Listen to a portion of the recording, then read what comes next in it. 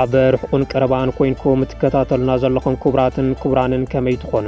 ልዕለተ ረቡዕ 24 ሰነ 2018 ዓመተ ምህረት ዝተፈጠሩ ምዕባለታት እንሆም ብቐዳምነት ቀንዲ ትሕዝቶታት ክነስማዓኩም።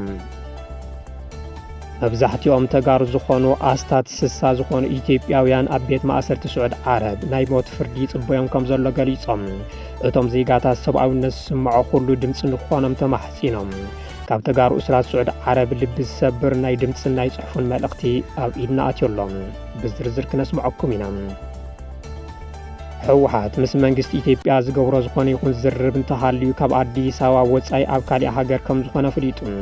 ሕወሓት ኣብ ትግራይ ዝኾነ ይኹን ግፋ መናእሰይ ከም ዘየለ ዝገለጸ ኮይኑ እንተኾነ ኩሉ ትግራዋይ ናብቲ ብሄራዊ መኸተ ንኽጽምበር ጻውዒት ኣቕሪቡ። ፋኖ ኣብ ጉዳይ ምዕራብ ትግራይ ኣብ ስምምዕ በፂሑ ተባሂሉ። ሓይሊ ፋኖ ኣብ ጉዳይ ጽምዶን ምዕራብ ትግራይን ከካይዶ ጸንሐ ተኸታታሊ ዘተታት ብዓብላሊ ኣተሓሳስባ ንምግዛእ ብዓብላሊ ኣተሓሳስባ ንምግዛእ ከም ዝወሰነ ዝወፁ ሓበሬታታት ተመልኪቶም። መንግስቲ ኤርትራ ኩሉ ዜጋ ባጤራ ናቕፋ ናብ ባንኪ ንኽእቱ ትእዛዝ ኣመሓላሊፉ። መበገስ ምኽንያት እቲ ሓድሽ መምርሒ ዛጊደ ይተፈለጠን። ሕዚ ናይ ዚኦምን ካልኦትን ዝርዝር ክነስምዐኩም ኢና። ሰናይ ጻንሒት። ሕወሓት ምስ መንግስቲ ኢትዮጵያ ዝገብሮ ዝኾነ ይኹን ዝርርብ እንተሃልዩ ካብ ኣዲስ ኣበባ ወፃኢ ኣብ ካሊእ ሃገር ከም ዝኾነ ፍሊጡ። ሕወሓት ኣብ ትግራይ ዝኾነ ይኹን ግፋ መናእሰይ ከም ዘየለ ዝገለጸ ኮይኑ እንተኾነ ኩሉ ትግራዋይ ናብቲ ብሄራዊ መኸተ ንኽጽምበር ጻውዒት ኣቕሪቡ።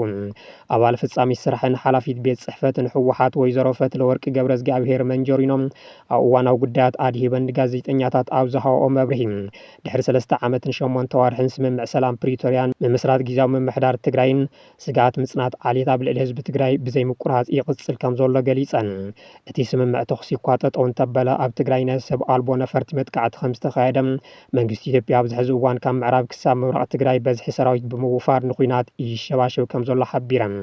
ንትግራይ ገዲፉ ናብ ኣዲስ ኣበባ ዝኸደ ሓይሊ ብሄራዊ ጥልመት ብምባል ዝፀውዖ ነባር ኣመራርሓ ጊዜያዊ ምምሕዳር ትግራይ ኣብ ትግራይ ኩናት ንኽልዓል ቃልሲ ህዝቢ ኣብ ምድኻምን ምትዕንቓፍን ዓብዪ ግደ ይፃወት ከም ዘሎ ዝኸሰሳ መንጀሪኖም እዚ ድማ ኣብ ትግራይ እናሃለወ ፈቲንዎ ዘይሰመረሉ ኢለን።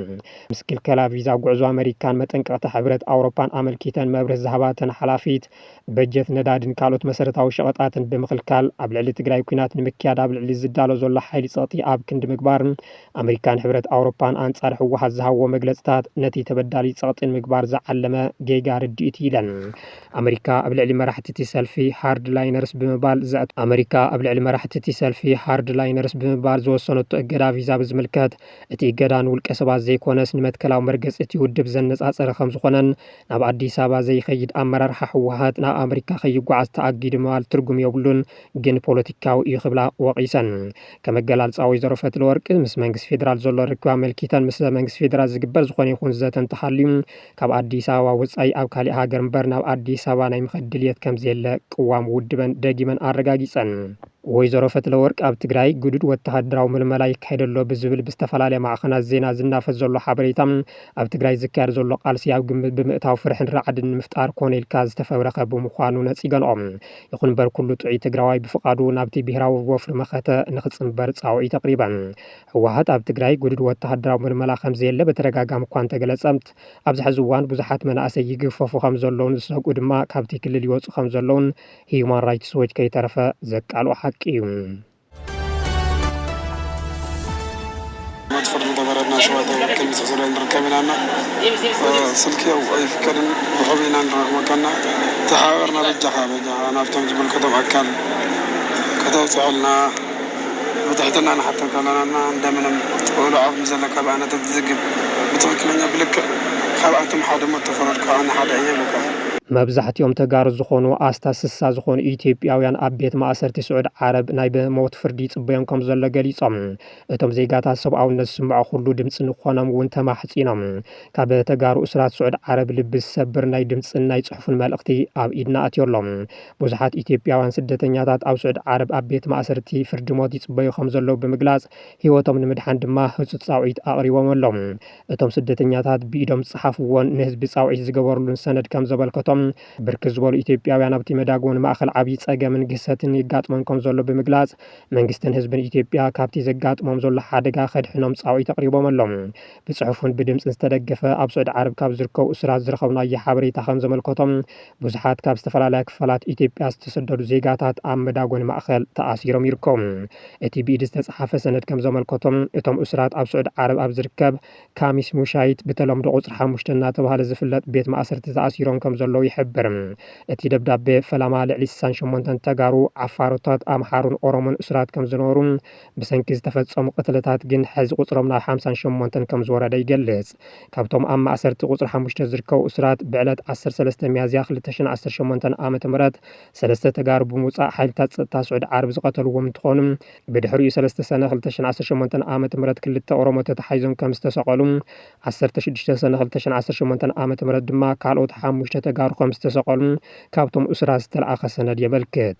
እቶም 5 ቅድሚ ምቕታሎም ዝተጻሕፈ ሰነድ ከም ዘመልከቶም ቁጽሪ ኣብ ቤት ማእሰርቲ ዝነብሩ ሰባት 63 ከም ዝነበረን ሕዚ ግና 58 ዜጋታት ብዘይፈልጥዎ ፍርዲ ተርጓሚ ከይተገበረሎም ብዝተፈረዶም መቕጻዕቲ ሞት ይጽበዮም ከም ዘሎ ስግኣቶም ይገልጹ። እቶም እስራት ካብ ትግራይ፣ ዓፋር፣ ኣምሓራ፣ ኦሮሞን ካልኦት ክልላት ኢትዮጵያን ኮይኖም ኣብ ስዑድ ዓረብ ቤት ማእሰርቲ ካሚስ ሙሻይት ከም ዝርከቡን እቲ ሓበሬታ ናብ ዝምልከቶም ኣካላት ንክበጽሕ ድማ ዝርዝር ሽሞም ኣካቲቶም ልኢኾም ኣሎም። እቶም ስደተኛታት መራሕቲ ኣቦታት ሃይማኖት ክርስትያንን እስልምናን ኢትዮጵያ ካብቲ መጻወድያ ሞት ንኸድሕኑ ብቕንዕና ንኽጽልዩሎም ብትሕትና ሓቲቶም። ብተመሳሳሊ ንዓለም ለኸ ትካላት ሰብኣዊ መሰላት ሓለዋ ንኽገብራሎም ጻውዒት ኣቕሪቦም ኣሎም። ኣብዚ ብዘይኮነ በደልን ጉድኣትን ኣብ ዓብዪ ስቓይ ኢና ዘለና። ህዝብን መንግስትን ኢትዮጵያ ከምኡ እውን ኣብ ውሽጢ ሃገርን ወፃን ዘሎ ደቂ ዓድና ድምፂ ኣስምዑልና፣ ካብዚ መከራ ኣድሕኑና። እዚ ድምፂ ኣብ ኣፍ ሞት ዝርከቡ ተጋሩ እዩ። ብትሕትና ንሓተ ከለና እንደምንም ውሉ ዓቕሚ ዘለካ ብኣነተ ትዝግብ ብትክክለኛ ብልክዕ ካብኣቶም ሓደ ሞት ተፈረድካ ሓደ እየ ብካ ፋኖ ኣብ ጉዳይ ምዕራብ ትግራይ ኣብ ስምምዕ በፂሑ ተባሂሉ። ሓይሊ ፋኖ ኣብ ጉዳይ ጽምዶን ምዕራብ ትግራይን ከካይዶ ዝጸንሐ ተኸታታልቲ ዘተታት ብዓብላሊ ኣተሓሳስባ ንምግዛእ ከም ዝወሰነ ዝወፁ ሓበሬታታት ተመልኪቶም። መብዛሕትኦም ኣመራርሓ ጥቕ ሓይሊ ፋኖ ምዕራብ ትግራይ ብመሰረት ሕገ መንግስቲ ንክፍታሕ ከም ዝተስማዕምዐ ተፈሊጡ ኣሎ።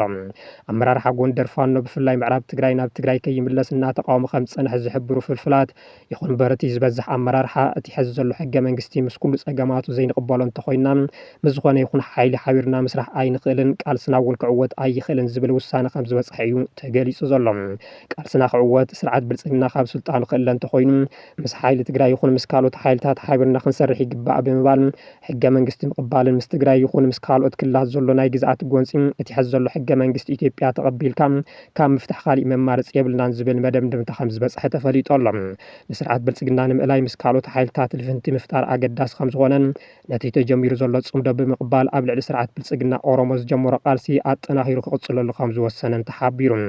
ዕጡቕ ሓይሊ ፋኖ ዋላ እኳ ናብ ሓደ እዚ ከም ዝመፀ ዕላውን ተግበረ ብተግባር ግን ሕዚ እውን በቢኣውራጅኡ ዝተኸፋፈለ ከም ዝኾነ ዝሕብሩ ፍልፍላት ብፍላይ ዕጡቕ ሓይሊ ፋኖ ጎንደር ምዕራብ ትግራይ ኣብ ትሕቲ ኣምሓራ ተወሪሩ ንኽጽልን ምስ ሕወሓት ምሕዝነት ንዘይምፍጣርን ከወላውል ከም ዝጸንሐ ዝፍለጥ እዩ።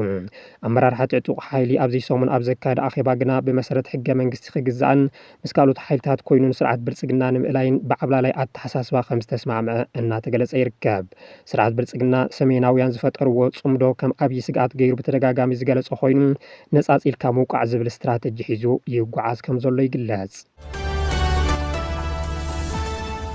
ዲያስፖራ ትግራይ ኣብ ዝሓለፉ እዋናት ጆኖሳይድ ዝገብሮ ልዑል ምንቅስቃስ ሕዚ እውን ኣጠናኺሩ ንኽጽለሉ ኣምባሳደር ብርሃነ ገብረ ክርስቶስ ጸዊዖም።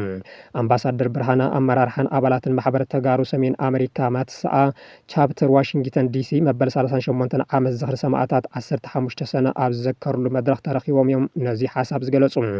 ኣምባሳደር ብርሃነ ጆኖሳይድ ዝፈጸመ ሓይሊ ጆኖሳይድ ደወ የበለን ናይ ሰላም ዕድል እንተሃልዩ ክርኢና ዘደቅስ ግን ኣይብልናን ኢሎም። ዲያስፖራ ትግራይ ኣብ ዝሓለፉ እዋናት ጆኖሳይድ ልዑል ምንቅስቃስ ኣካይዱ እዩ ዝበሉ ኣምባሳደር ብርሃነ ሕዚ እውን ካብቲ ዝሓለፈ ዘይንኣስ ዝሓተና ኩነታት ስለ ዘሎ ናብ ንቡር ክንምለስ ይግባእ ኢሎም። ሕዚ ቀዲምና ተዘይተቃሊስና ድሓር ናብ ዘይንምልሶ ኩነታት ክበፅሕ ስለ ዝኽእል ሓድነትና ብምስጣን በርቲዕና ክንቀልስ ይግባእ ኢሎም ኣምባሳደር ብርሃነ ገብረ ክርስቶስ ኣብ ዝሓለፉ እዋናት ዝነበሩ ጉድለታት ብዝምልከት ምስ ውሽጢ ዓዲ ተረዳዲእና ኢና ማሕበረሰብና ሓደ ኮይኑ ክቃልስ ይግባእ ኢሎም። ተጋሩ ዲያስፖራ እዋን ምኸቲ ኩሉ ነገር ኣብ ዝጸልመተሉ እዋን ሓደ ግንባር ብምዃን ኣብ ልዕሊ ህዝቢ ትግራይ ዝተፈጸሙ ገበናት ዓለም ክፈልጦምን ማሕበረሰብ ዓለም ጉዳይ ትግራይ 13 ግዜ ክዘራረበሉን ብምግባር ዝለዓለ ጸቕጢ ምፍጣሩ ዝዝከር እዩ። ድሕሪ ውዕል ፕሪቶሪያ ግና ኣብ ትግራይ ዝርከቡ ፖለቲካዊ መራሕቲ ብዝፈጠርዎ ኣፈላላይ ቃልሲ ተጋሩ ዲያስፖራ እውን ተዛሒሉ ጥራሕ እንተይኮነስ ከምቶም መራሕቲ ነንባዕሉ እውን ክሳብ ምፍላይ መጽሑ መረዳእታታት የመልክቱ። እዚ ድማ ብዝሓለፈ ወርሒ ኣብ ኣሜሪካ ዝተጸውዐ ሰላማዊ ሰልፊ ዲያስፖራ ተጋሩ ብጭቡጥ ተራእዩ እዩ። ሕዚ ብወኪል ሕወሓት ዝኾኑ ኣምባሳደር ብርሃነ ገብረክርስቶስ ዝተገበረ ጻውዒት ነቲ ኣፈላላይ ናብ ሓደ የምጽዶ ክምለስ ዝግብኦ ሕቶ እዩ። ሜላት ኪሮስ ኣብ ኮሎራዶ ንኮንግረስ ኣሜሪካ ዝተኻየደ ቀዳማይ ዙር ውድድር ተዓዊታ። ብትውልዲ ትግራዋይቲ ብዜግነት ኣሜሪካዊት ጓል 29 ዓመት ሜላት ኪሮስ ኣብ ኮሎራዶ ንኮንግረስ ኣሜሪካ ዝተኻየደ ቀዳማይ ዙር ውድድር ተዓዊታ ኣላ። ዲሞክራቲክ ሶሻሊስት ዝኾነት ሜላት ኪሮስ ኣብ ኮሎራዶ ዲስትሪክት 1 ንኮንግረስ ኣሜሪካ ዝተኻየደ ውድድር ንልዕሊ 30 ዓመት ኣብቲ ወንበር ጸንሓ ዲያና ደጌት ብምስዓርያ ተዓዊታ። ሜላት ኪሮስ 49.3 ሚእታዊ ድምፂ ብምርካብ ክትዕወት እንተላ እተን ብዙሕ ተመክሮ ዝነበረን ተወዳዳሪት ዲያና ደጌት ድማ 43.5 ሚእታዊ ከም ዝረኸባ ሲኤንኤን ጸብጺቡ። ሜላት ነዚ ዓወት ክትጎናጸፍ ዝኽኣለት መረጽቲ ዴንቨር ኮሎራዶ ካብቲ ነባርን ልሙድን ኣሰራርሓ ወፂኦም ሓድሽ ወለዶን ለውጥን ብምድላዮም ይብል ሲኤንኤን ዝጸብጸቦ መረዳእታ። እዚ ዓወት ሓዊሱ ኣብ ውሽጢ 8 መዓልትታት ሓድሽቲ ተወዳደርቲ ንነባራት ኣባላት ባይቶ ኣሜሪካ ከሸንፉ ከለዉ እዚ ንሳልሳይ ግዜ እዩ ተባሂሉ። ኣብ ባይቶ ኣሜሪካ ብዙሕ ልምዲ ዘለወን ዲያና ደጌት ካብ ሜላት ኪሮስ ብዙሕ ፈተና ከም ዘይገጥመን ብቐሊሉ ከም ዘሸንፋን ገልጻ ምጽንሐን ዝዝከር እዩ። ሜላት ኪሮስ ጠበቓ ሕጊ ኮይና ብዛዕባ ኩናት ጋዛን መሰል ተምሃሮ መጽሓፍ ኣስዒቡ ዲያና ደግሌት ልዕሊ $1 ሚልዮን ዝግመት ወጻ ብምግባር ሜላት ኣኽራሪትን ጸረ ኣይሁድን ከም ዝኾነት ከእምና ፈቲነን ምንባረን እውን ይግለጽ። ሜላት ኪሮስ ብወገና ነባራት ኣመራርሓ ዲሞክራት ንረብሓ ሃፋትም እምበር ንረብሓ ታሕተዎት ሰራሕተኛታትን ህዝብን ከም ዘይሰርሑ ክትከራኸር ጸኒሓ ይብል ጸብጻብ ሲኤንኤን። ቀዳማይ ዙር መረጻ ብዓወት ዝዛዘመት ሜላት ኪሮስ ሓፈሻዊ መረጻ ከመቆጻጽራ ኣውሮፓውያን 3 ሕዳር 2026 ውድብ ዲሞክራት ብምውካል ምስ ሕፁ ሪፐብሊካን ክትወዳደር እያ። መንግስቲ ኤርትራ ኩሉ ዜጋ ባጤራ ናቕፋ ናብ ባንኪ ንኽእቱ ትእዛዝ ኣመሓላሊፉ። መበገስ ምኽንያት እቲ ሓድሽ መምርሒ ግን ዛጊደ ኣይተፈለጠን። ባንኪ ኤርትራ ኣብ ኢድ ውልቀ ሰባትን ትካላትን ብዘይ ዓቐንቲ ተሓይዘሎ ንዝበሎ ባጤራ ናቕፋ ብዝምልከት ትማሊ ሰሉስ 23 ሰነ 2018 ዓ.ም ጽኑዕ ሕጋዊ መተሓሳሰቢ ኣውፂኡ። እቲ ባንኪ ዝኾነ ይኹን ካብ ባንኪ ወጻኢ ኣብ ኢድ ህዝቢ ዝርከብ ገንዘብ ክሳብ መወዳእታ ሓምለ ናብ ሒሳብ ባንኪ ክኣቱ ገደብ ኣቐሚጦሎም። ባንኪ ኤርትራ ኣብ መግለጺኡ ነብሲ ወከፍ ዜጋ ይኹን ትካል ሃገራዊ ባጤራ ናቕፋ ናይ ምጥቃም መሰል ጥራሕ ከም ዘለዎም ምዚ መሰል እዚ ድማ ጉባኣት ምፍጻም ግዴትኡ ምዃኑ ኣተሓሳሲቡ።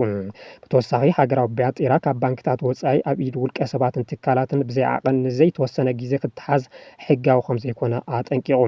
በዚ መሰረት ካብ ባንክታት ወጻኢ ተታሒዙ ዘሎ ባጤራ ናቕፋ ክሳብ መወዳእታ ሓምለ 2026 ዓመት ፈረንጂ ኣብ ባንክታት ናብ ዝርከብ ሒሳባቶም ክእተውዎም ሒሳብ ባንኪ ዘይብሎም ዜጋታት ወይ ትካላት ድማ ሓድሽ ሒሳብ ከፊቶም ኣታዊ ክገብርዎ መምርሒ ሂቡ።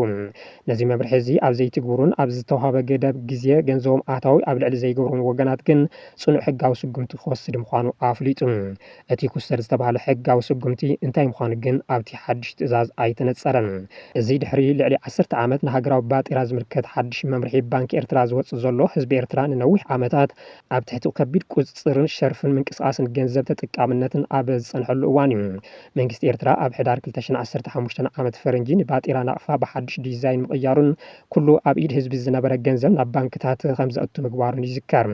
እቲ ኣብቲ እዋን ዝተወሰደ ስጉምቲ ንዘይሕጋዊ ዝውውር ገንዘብ ንምቁፅጻርን ንቁጠባዊ ምርጋእን ተባሂሉ ዝተገበረ ምዃኑ ይንገር። ካብቲ እዋን እቲ ኣትሒዙ ድማ ዝኾነ ኤርትራዊ ካብ ናይ ገዛ ርእሱ ሒሳብ ባንኪ ኣብ ወርሒ 5,000 ናቕፋ ማለት እውን ኣስታት $330 ጥራሕ ንኸውፅእ ዝፈቅድ ጽኑዕ ቀያዲ ሕጊ ተነቢሩሉ ጸኒሑ እዩ። እዚ ጽኑዕ ቀያዲ ኣወጻጽኣ ገንዘብ ኣብ ልዕሊ ንግዳዊ ምንቅስቓሳትን መዓልታዊ ናብራ ህዝብን ከቢድ ጽልዋ ክፈጥር ከም ዝጸንሐን ቁጠባዊ ንጥፈታት ከም ዘዘሓለን ተንተንቲ ስነ ቁጠባ ይገልጹ።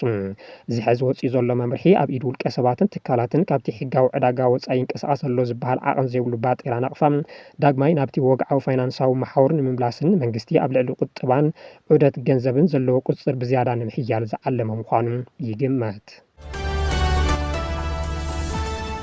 ክቡራትን ክቡራንን ላይክ ሼርን ሳብስክራይብ እናገበርኩም ስለትከታተሉና ኣዝና ነመስግን። ናይ ዝዕለት ሓበሬታታት ነዚኦም ይመስሉ ነይሮም። ሰላም።